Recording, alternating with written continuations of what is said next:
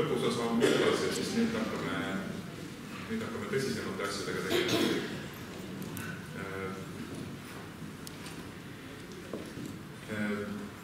Saame tuttavaks, minu nimi on Mart Laanberg, kuigi ilmselt päris palju tunnevad mind. Olen ju siin samas koolis käinud ja hetkel olen siis lisaks sellele, et olen Tallinna Ülikooli haridustehnoloogia vanemteadur. Olen siis ka Kuusalu vallavalitsuse liige ja Kuusalu valla hariduse arengukava töörühma juht. Ja see üritus siin täna siis ongi seotud ka siis selle hariduse arengukava protsessiga. Eesmärk on arengukava valmis saada aasta lõpuks ja siis edasi siis suunata seda Kuusalu valla tasandil hariduse arendustegevusi selle arengukava alusel. Ma olen seotud olnud ka elukestva õppestrateegia koostamisega ja olen praegu ka selle juhtkomisjoni liige, et siin just eelmisel aastal tehti siis Praxise poolt vahearuanne ja 2021 siis tõmmatakse joon alla sellele praegu kehtivale strateegiale ja siis käivitub uus, mis on ka põhimõtteliselt juba valmis saanud. Selle tegemises olen ma ka natuke osalenud, nüüd ma siis proovin valla tasandil panustada. Aga nende strateegiate ja arengukavade tegemisel minu meelest on hästi oluline mitte suurt pilti silmist lasta. Ja selle juures ma alustaksin siis lihtsast tarkusest. Ma ei ole 100% kindel, aga see võib pärineda Piiblist või ka Talmudist või mõlemast. Et see on selline palve, mis oli vist ka isegi ühes Vonneguti raamatus, eks ole, kellegi hauakivile pandud, et armas Jumal, anna mulle julgust muuta asju, mida ma muuta saan, meelekindlust leppida asjadega, mida ma ei saa muuta ja tarkust nende kahe asja vahel vahet teha. Nii et see on üks siis juhtmotiive meil siis Kuusalu valla hariduse arengukava tegemisel.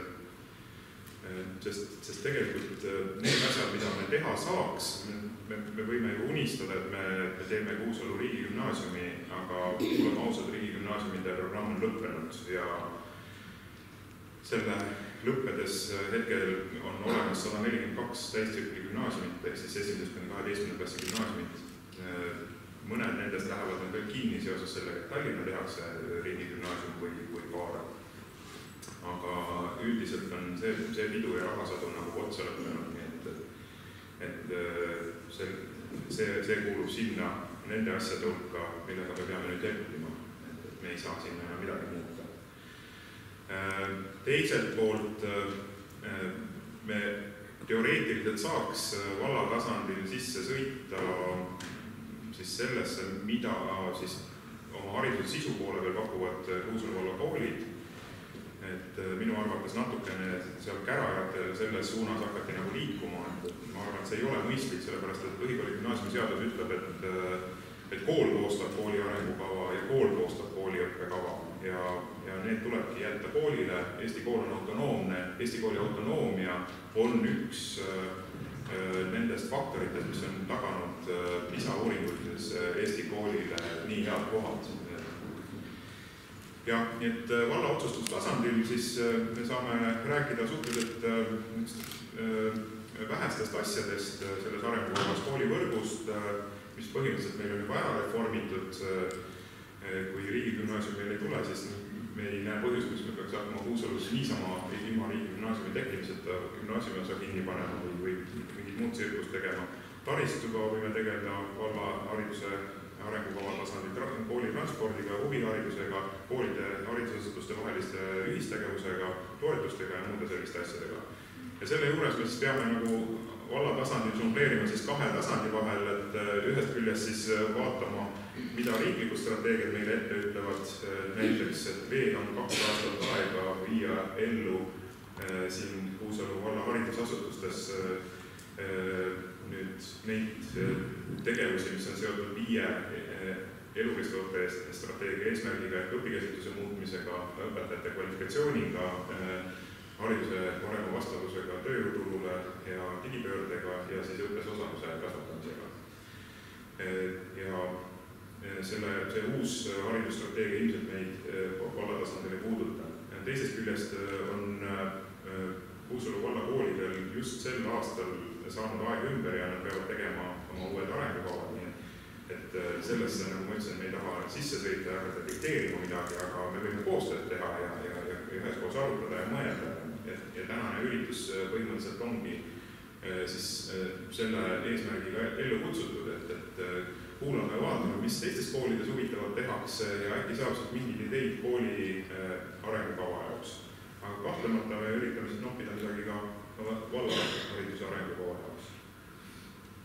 Siin mõne aja eest, kus oli ülemöödunud aastal vist toimus üks istumine, kus siis üritati kaardistada haridusprobleeme Kuusalu vallas ja sealt on siis mõned nopped, sest mõistlik oleks alustada arengukava tegemist siis probleemide kaardistamisest, et tegeleda konkreetsete asjadega, pakkuda konkreetseid lahendusi konkreetsetele probleemidele, mitte hakata pihta lahenduste otsast, et jube lahe oleks seda teha ja teist teha ja muidugi oleks lahe, aga kas see lahendab meie probleemi. Et see on üks esialgne selline loend probleemidest, aga kahtlemata me peame siin järgmisele ringile veel minema, et kui teil on mingisuguseid ideid, mis on just nimelt vallatasandi haridusprobleemid, et siis palun neid siis edasi anda ja vajadusel huvigruppe moodustada. Et valla hariduse arengukava tegemine on demokraatlik protsess. Ma ei hakka neid kõike siin läbi käima, aga kahtlemata on üks probleem meil siis Kuusalu kooli ruumikitsikuse probleem ja siis õpikeskkonna selline kerge amortiseerumine, mis ei puuduta ainult Kuusalu kooli, vaid põhimõtteliselt suuremal või vähemal määral mitut meie haridusasutust. Jah, et kui me nüüd hakkame vallatasandil mõtlema, et meil on 3 kooli ja kui palju lasteaedu? 3. 4. Ja Vihasoo, Kiiu, eks ole, Kuusalu ja Kolga, eks ole, 4 ja mingeid väiksemaid selliseid eralasteaedu ei ole. Nii et kui mõelda nüüd suures pildis terve valla tasandil ja kaasates sinna siis kõik võimalikud haridusasutused, see tähendab alusharidusest kuni gümnaasiumi hariduseni, huviharidus ka sinna hulka käivad ka noorsootöö asutused, mis hetkel on sellises, ütleme niimoodi, muutumisfaasis. Et siis selle koha peal minu arust me peaksime alustama siis Newtoni seadusest, ma olen matemaatika füüsikaõpetaja haridusega algselt ja ma arvan, et see selgitab väga palju ka selliste sotsiaalsete süsteemide puhul. Ja Newtoni esimene seadus ütleb, et keha liigub ühtlaselt sirgjooneliselt või seisab paigal, kui talle mõjuvate jõudude summa on 0. Ja mõte on nagu selles, et me peaksime hakkama jõudu rakendama meie Kuusalu valla hariduse muutmisele ainult nendes kohtades, kus me näeme, et see suund ja kiirus, millega ta praegu liigub, ei ole mingil põhjusel rahuldav. Et kui suuremas hulgas asjades, ma arvan, võib täitsa käe südamele panna ja öelda, et Kuusalu valla haridusega on asjad väga head. Nii et see tähendab, et ei ole vaja hakata remontima autot, mis liigub väga hästi ja millel ei ole mingeid probleeme. Aga siiski võimalike nende jõuvektorite üle võiks nagu arutada. Et jõudu saab avaldada siis vasakult ja paremalt, eks ole, et keerata siis ühes või teises suunas. No näiteks võib diskuteerida tsentraliseerimise või detsentraliseerimise suunas. Siin on mingitel hetkedel olnud jutuks näiteks mingi Lahemaa hariduskolleegiumi idee, kus kõik Kuusalu koolid oleks üheks kooliks ühendatud ühtse juhtimise alla. Teine variant on see, et me võiks ka keegi leida, et tegelikult oleks tänasest veel suuremat detsentraliseerimist vaja teoreetiliselt, eks. Need ongi need siis jõuvektorid, mis sellele praegusele ühtlasele sirgjoonelisele liikumisele võiks siis mõjuda. Teine variant, teine telg on koolide ühtlustamine, et tagada võrdselt täpselt samasugune haridus, eks ole, kõigis Kuusalu valla koolides, mille vastandiks oleks siis suurendada koolide omanäolisust, julgustada ja rahastada ja toetada, et koolid oleksid pigem erinevad üksteisest ja pigem autonoomsed. Kolmas võimalik selline variant on see, et kui me leiame, et meie koolid on ülerahvastatud, et siis lõpetada see hariduse eksport, mis me teeme. Eksport tähendab seda, et kui me võtame väljapoolt meie valda õpilasi siia endale ja me võtame neid päris palju. Teine variant on see, et iga õpilane, kes sisse tuleb, toob raha kaasa, et äkki me tahame seda raha ja vastupidi tuleks siis hoopis seda importi suurendada, näiteks kuulutada välja siin sellised õppekavad, mis võivad tõmmata kokku õpilasi üle Eesti, nagu Nõo tõmbab praegu, eks ole, oma reaalharidusega või Noa-Rootsi tõmbab oma rootsikeelse õppekavaga. Järgmine teoreetiline valik siis jõu avaldamiseks on siis kooli valiku osas. Meil ei ole see veel nii suur probleem, aga linnalähedastes valdades on ikka tõsine jama, et kuidas ja kes saab otsustada, kuhu kooli läheb laps. Näiteks, et nii Rae kool Rae vald kui ka Harku vald on koostöös siis ülikoolidega töötanud välja kumbki oma lahenduse, sellised nutikad algoritmid, mis siis sordivad lapsed ära koolidesse, kasutades mingit keerulist mudelit, kus võetakse arvesse kaugust koolist, kus õdelend käib ja veel mingid 10 faktorit. Ja lapsevanemal nad võivad soovi avaldada, aga eelkõige ikkagi otsustab algoritme. Nii et teoreetiliselt me võime selle üle ka arutada, kas see on see koht, kus me peaks hakkama jõudu avaldama.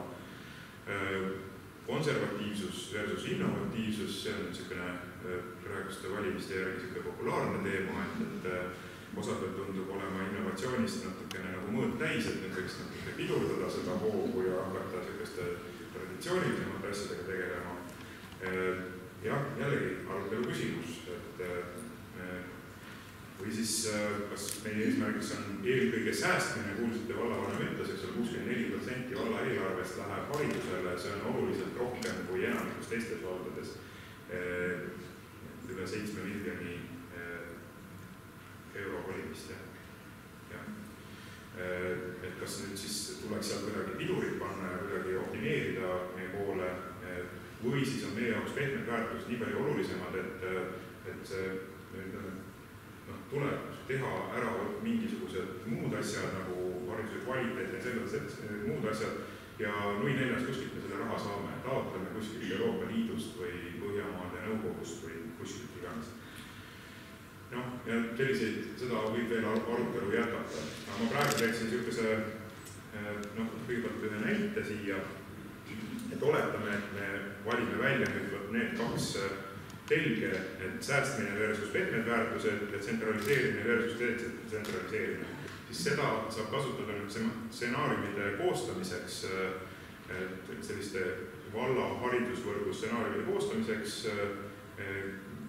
mille juures me saame juba täpsemalt määratleda, kuhu me teel oleme. Kõigepealt me valiks nendest 4 stsenaariumist selle õige välja, millel on kõige rohkem toetust, ja siis hakkame seda stsenaariumit täpsustama ja siis mõtleme, et millised meetmed meid selle stsenaariumi juurde viivad. Näiteks, et kui meile on olulisemalt pigem pehmed väärtused, mitte iga hinnast raha kokkuhoidmine ja pigem detsentraliseerimine, siis ilmselt see hakkab meid viima selliste omanäoliste koolide koostöövõrgustiku suunas, eks ole, mis on koolid on hästi autonoomsed, ise otsustavad, mida ja kuidas seal õpetatakse, kes on innovaatiline, kes ei ole innovaatiline, pole, tehakse koostööd nende väärtuste nimel, mis selles koolis olulised on. Vastandina, et kui me tahame jällegi esikohale panna säästmise ja tsentraliseerimise, siis me jõuame sellise Kuusalu valla ühiskooli ideeni. Et on üks kool ainult Kuusalu vallas, seal on üks juht, kellel on suured volitused optimeerida, reformida, panna kinni, lasta lahti ja nii edasi. Nii. Ja nüüd ma siis tahaks teile katsetada seda, et need, kellel on netiühendus ja nutitelefonis või mis iganes seadetel juhtub kaasas olema, avage siis menti.com koodiga 64 2927. 642927. Kui endal ei ole, siis äkki naabril on ja siis võite seal kahekesi, kolmekesi arutada ja ma sain aru jah, et ma nägin siin enne koridoris märki, et Kuusalu koolis on keelatud nutiseadmed, aga äkki õpetajatel ikkagi ei ole. Ja. Nii et 64 ja kohe tuleb, ma võtan selle koondahe ette lahti, et sealt näeb kohe tulemas. Nii, 642927, veebiaadress on menti.com, brauseris võtate lahti. Menti.com. Siin on lahtine ilma paroolita wifi, et kellel ei ole oma landeside ühendust. Nii, ja siis te teete valiku ühe, mis teie jaoks on kõige olulisem. Mäletate, keha liigub ühtlaselt sirgjooneliselt, siis kui talle jõudu ei avaldata. See, mida te praegu ütlete, et teie arvates tuleks jõudu avaldada.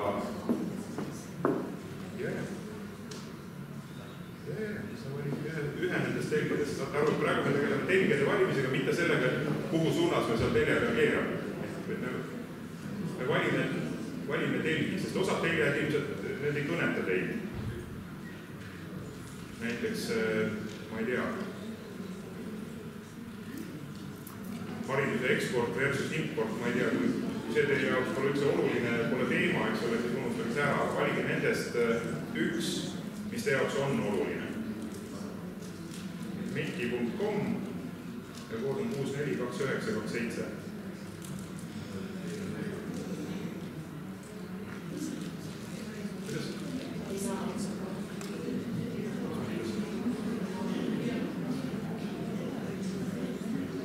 On neil üks vastus juba?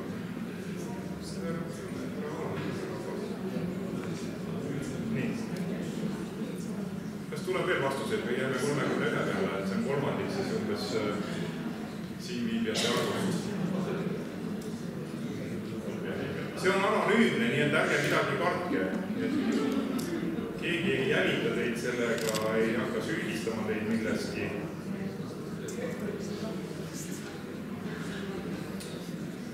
Nii, 46, väga hää, 46 juba.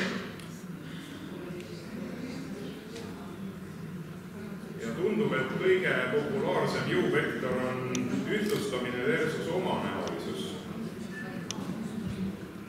Ja teine on tsentraliseerimine versus detsentraliseerimine. Tuleb veel mõni, jah, juba 52. Edeneb. Juba on üle poole. Ja see ei ole nagu Riigikogu valimised. See ei ole niimoodi, et me nüüd võtame selle pildi ja siis täpselt selle järgi teine valmishariduse arengukava. See on selline esialgne kompamine, et vaatame, et millised ideed teil on. Nii. Okei. Siis tõmbame praegu joone alla, tundub, et isegi kui teised hakkavad siin ka veel hääletama, siis see balanss enam nii palju ilmselt muutuda ei saa. Kuigi, näen, nüüd just muutus. No, nii, palun, nüüd mul on vaja kedagi, kes hääletaks kas säästmise versus pehmeväärtused või tsentraliseerimine detsentraliseerimise poolt. Sest nad on praegu tasakaalus, peaks ühe nendest valima. Et võtaks ühte häält veel.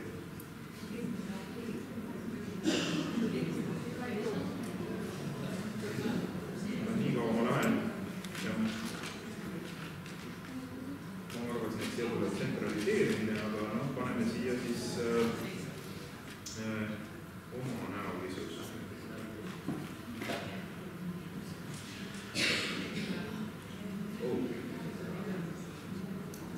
Mind visati välja praegu.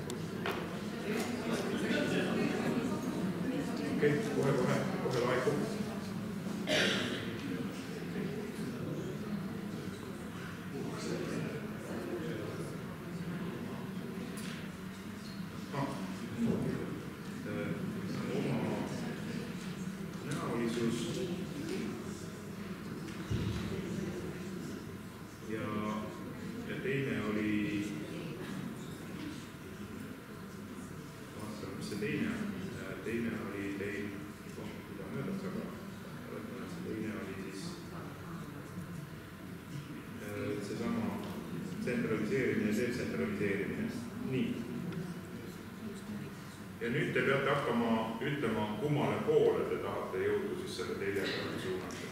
Detsentraliseerimine, tsentraliseerimine, et praegu on pandud, et tsentraliseerimine on hea ja vajalik ja nii edasi. Kui te olete sellega nõus, siis panete jah kindlasti, kui te olete pigem detsentralisemi poolt, siis ütlete ei kindlasti mitte. Ja siis hakkab meil joonistuma see pilt, mille järgi me saame hakata neid stsenaariumeid nuputama. Mis seis on?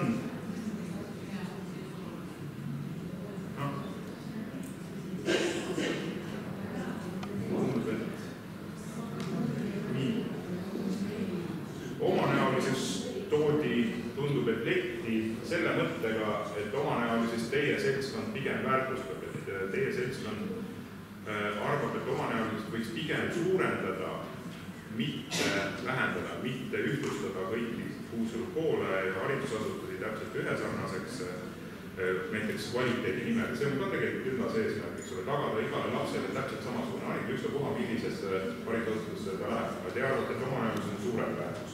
Ja tsentraliseerimine on teil pigem siis väärtusega kindlasti mitte, ma võin selle alusel juba selle joone alla tõmmata, nii et teil on küll natuke vähe veel hääletanud, kogu aeg tekib juurde, aga hääletage edasi, et ma vaatan pärast lõppseisuga nüüd üle.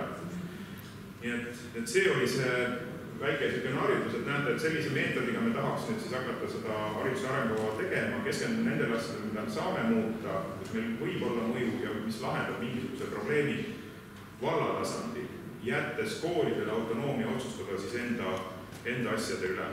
Ja meil on siin plaanis nüüd siis piloteerida praegu arendusel olevat siis uut lahendust, osad teist juba teavad sellist teenust, mille nimi on digipeegel, millega me endasime koolide digiküpsust 2017 ja sel aastal nüüd kevadel uuesti. Aga me teeme sellest nüüd uue versiooni haridusministeeriumi palvel Tallinna Ülikoolis koos HITSA-ga, kus siis hinnatakse nüüd mitte otseselt digi-innovatsiooni või üldse innovatsiooni koolis. 3 sektoris, pedagoogiline innovatsioon, muutuste juhtimine nagu kooli kui terviku organisatsiooni tasandil ja siis taristu, õpikeskkond ja nii edasi. Nii et sellega on meil plaanis edasi minna, selleks, et hakata siis mõõtma, kuidas koolid edenevad selle skaala peale, kuidas nad õpivad paremini muutusi juhtima, niimoodi, et need muutused muutuvad sügavamaks ja kestlikumaks ühest küljest ja teisest küljest nende ulatus laieneb, ühesõnaga rohkem inimesi on kaasatud. Praegu on nii, et isegi kõige kivinenumates traditsioonilisemas koolis, näiteks Lauri Leesi ajal tema Prantsuse üldsõjamis olid mõned õpetajad, kes olid maru innovaatilised, kasutasid kõiki uusi tehnoloogiaid, ega nad eriti ei julgenud sellest Lauri Leesiga rääkida, aga nad tegid seda nii. Ja nüüd ongi, et siin on meil siis välja töötatud skaala, mille abil me saame siis vaadata, et kus kool on praegu ja kus ta tahaks olla mõne aja pärast. Nii. Ja see oli nüüd siis sissejuhatuseks, aga ma nüüd tõmbaks oma otsad kokku, et selle tänase päeva ettekanded me oleme siis valinud niimoodi, et nad toetaks erinevatest perspektiividest neid haridusvaldkonna muutusi siin Kuusalu vallas. Esimesena räägib siis kolleeg Tallinna Ülikoolist Kai Tammets, kes on ise ka Kolga kooli ülistlane, siis koolide ja omavalitsuse koostöös Tallinna Ülikooliga haridusuuenduse vallas, et need hästi põnevad projektid on praegu käimas ja niisugune põhjalik, sügav koostöö on ette võetud, kus teadlased ei ole need, kes lendavad kooli kohale, koguvad andmed kokku mingi ankeediga, lähevad ära ja ütlevad, et aasta pärast saate me inglise keeles paketit lugeda. Nad ise uurivad need õpetajad teadlaste juhendamisel, kogudes andmeid, et kas need eesmärgid, mis me siin seadsime, kas me liigume nende suunas piisava kiirusega. Siis räägib Linda Helene Sillat uuendustest alushariduses ja õpetaja kutsestandardis, see eelkõige puudutab siis digipädevust natuke ja siis Erle Kuusik räägib kaasavast haridusest, hariduslikest erivajadustest ja Anu räägib siis Anu Kirchmann ja Evi Vilkats siis räägivad hariduse tugiteenuste arendamisest. Ja viimane ettekanne on siis Rivo Noorkoivult, kellelt siis vallavalitsus on tellinud siis analüüsi Kuusalu valla rahvastiku siis tuleviku väljavaatest ja siis millist mõju see võiks avaldada siis Kuusalu haridusvõrgule pikemas perspektiivis. Ja kõik need siis võiksid anda sisendit teile oma koolide arengukavade tegemisel, aga siis ka meile kõigile siis Kuusalu valla hariduse arengukava tegemisel. Aitäh!